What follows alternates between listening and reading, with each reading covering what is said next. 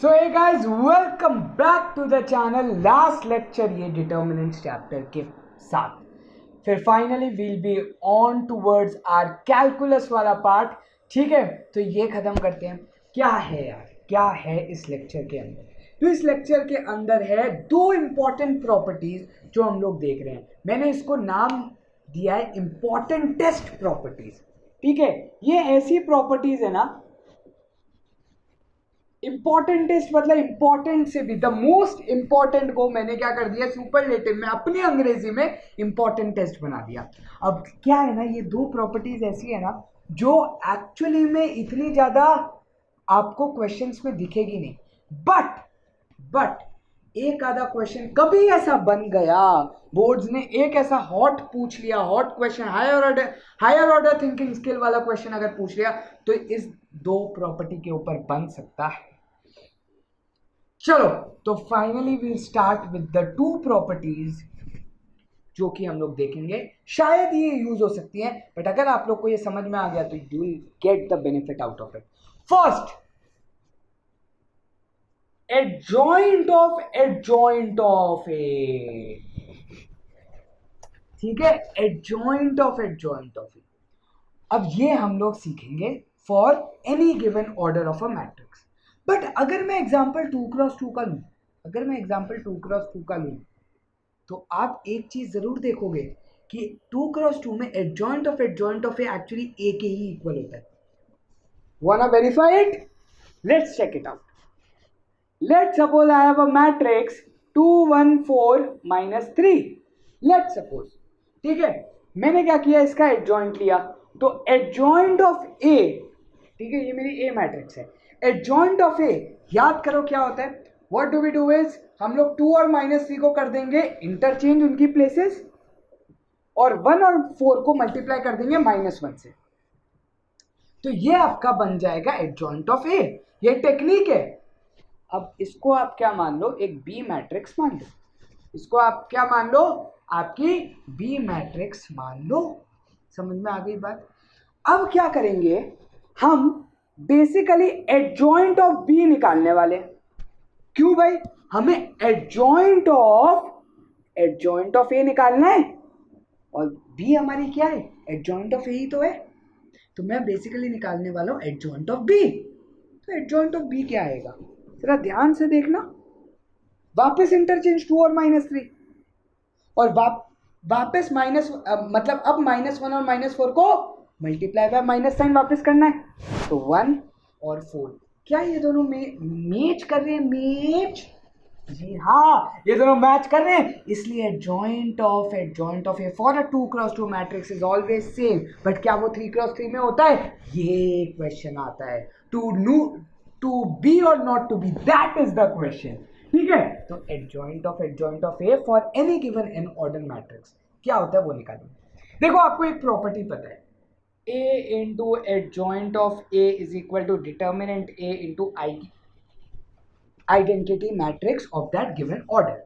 ये आप लोग को प्रॉपर्टी हमने पढ़ाई है प्रॉपर्टीज ऑफ एडजॉइंट के अंदर. अब क्या करो, ए की जगह विल सब्स्टिट्यूट बी. ए की जगह विल सब्स्टिट्यूट बी. वो बी के लिए भी वैलिड होगा, कोई भी मैट्रिक्स बी हो. सही बात है ना, वो बी के लिए भी वैलिड होगा. हम ये जो भी बनाते हैं फॉर्मूलाज, वो एनी गिवन मैट्रिक्स के लिए. सही बात, चलो ठीक, तो बी के लिए भी वैलिड है. अब भाई मुझसे पूछो कि ये बी क्या है, क्या ये बी? अब आप क्यों, सिंपल सा लॉजिक है ना, क्यों कोई बंदा वेरिएबल चेंज कर रहा है? अरे तुम x में प्रूफ करो या y में प्रूफ करो, बात तो बराबर ही है. क्यों x और y में खेल रहे हो? सर जी, मैं x और y में नहीं खेल रहा, मैं ये बता रहा हूं कि ये जो b लिया है ना, ये b मैं एक्चुअली ये लेने वाला हूं. b is actually adjoint of a. मैंने आपको ये B का मतलब क्या बताया? B what I will be taking over here is actually B is adjoint of A. B is what? Adjoint of A. तो B की जगह now what I'll be writing is adjoint of A into adjoint of adjoint of A is equal to determinant of adjoint of A into identity matrix. अब ध्यान से देखो, मैंने B की जगह क्या सब्स्टिट्यूट किया, एडजॉइंट ऑफ A सब्स्टिट्यूट किया, जो मैंने बताया है कि B क्या मेरा एडजॉइंट ऑफ A है।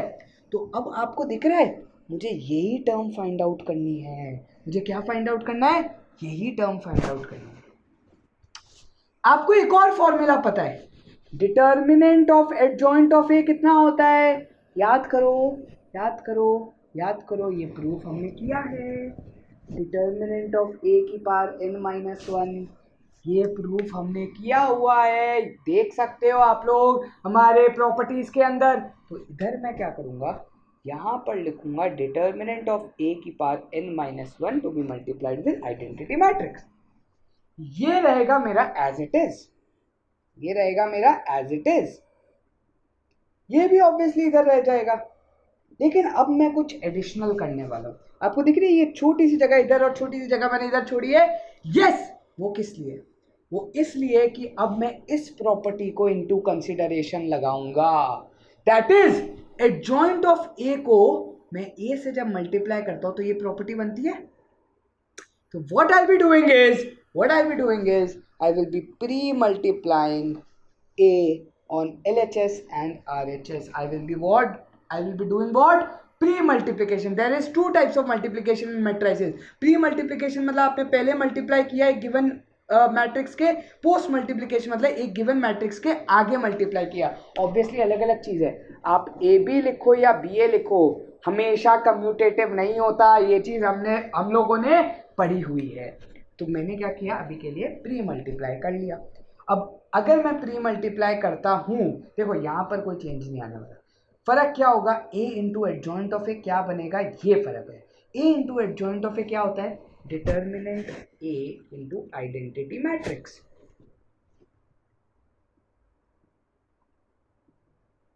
अब देखो ये आइडेंटिटी मैट्रिक्स हमें कोई लेना देना नहीं है।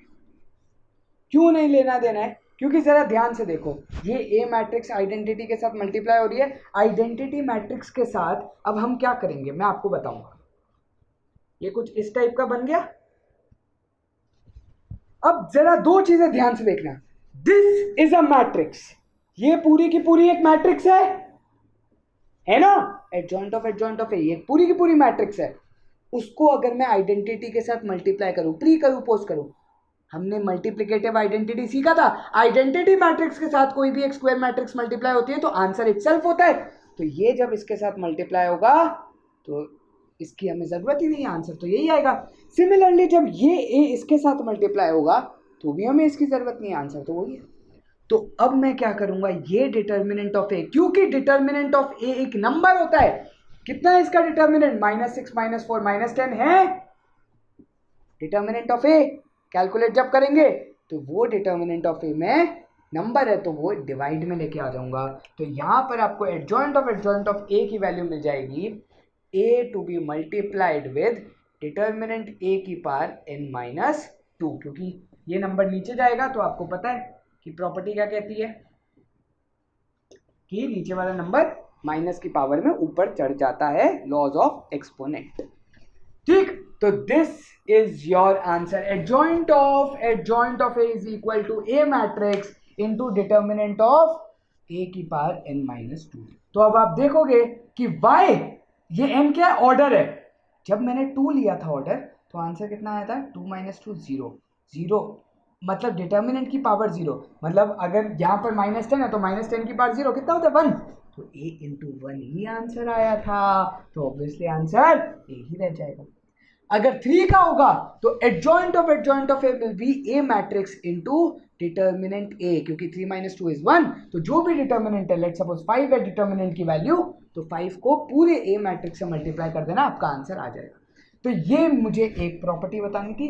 और दूसरी property is determinant of A inverse कितना होता है, sorry determinant of A inverse कितना होता है वो हम लोग देखेंगे। तो आ जाओ, ये बेसिकली प्रॉपर्टी रिवीजन वाला है। ए इनवर्स होता क्या है, A inverse is adjoint of A upon determinant of A. अब क्योंकि आपको लेना है डिटर्मिनेंट, तो अगर आप इधर का डिटर्मिनेंट ले रहे हो तो ऑब्वियसली आप इधर का भी डिटर्मिनेंट लोगे। और मैंने आपको बताया था डिटर्मिनेंट ए इंटू बी हो, वैसे इसको भी हम लोग स्प्लिट कर लेंगे। 1 अपॉन डिटर्मिनेंट ए का अगर मैं डिटर्मिनेंट लेता हूं तो 1 तो मैटर नहीं करता, मुझे तो नीचे का डिटर्मिनेंट लेना है, ठीक है ना, डिटर्मिनेंट ऑफ एडजॉइंट ऑफ ए। ठीक है, अब बात क्या हो गई, मैंने क्या किया, डिटर्मिनेंट को स्प्लिट कर दिया, ऊपर का डिटर्मिनेंट ले लिया, नीचे का सेपरेट डिटर्मिनेंट ले लिया। प्रॉपर्टी याद करो, बताई हुई है, determinant of adjoint of A तो मैंने यहीं पर लिखा है। क्या होता है determinant of adjoint of A, determinant A की पावर n-1। और एक और चीज याद करो, डिटर्मिनेंट ऑफ डिटर्मिनेंट ए भी आपको पढ़ाया हुआ है प्रॉपर्टीज ऑफ एडजॉइंट के अंदर। जब आपको ये वाले आप पूरा प्रोसेस एक्सप्लेन कर रहा था तब समझाया था, तो तब ये बताया था कि जब ये चीज होती है इसका आंसर होता है डिटर्मिनेंट ए की पावर n। और सिंपल है, जब आप इसको सॉल्व करोगे तो हमेशा आंसर आपका क्या आएगा, डिटर्मिनेंट ए की पावर -1। तो हमेशा याद रखना है आपको, ये एक बहुत ही इंपॉर्टेंट प्रॉपर्टी है, determinant of A inverse is basically equal to 1 upon determinant ए।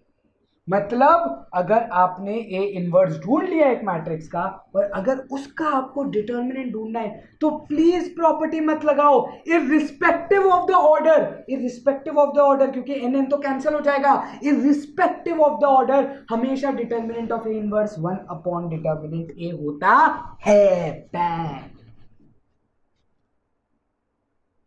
तो these are the two importantest properties of this chapter, जो मुझे ऐसा लगता है बहुत ही ज्यादा काम की है। इस पर तो मिसलेनियस एक्सरसाइज में एक क्वेश्चन भी है।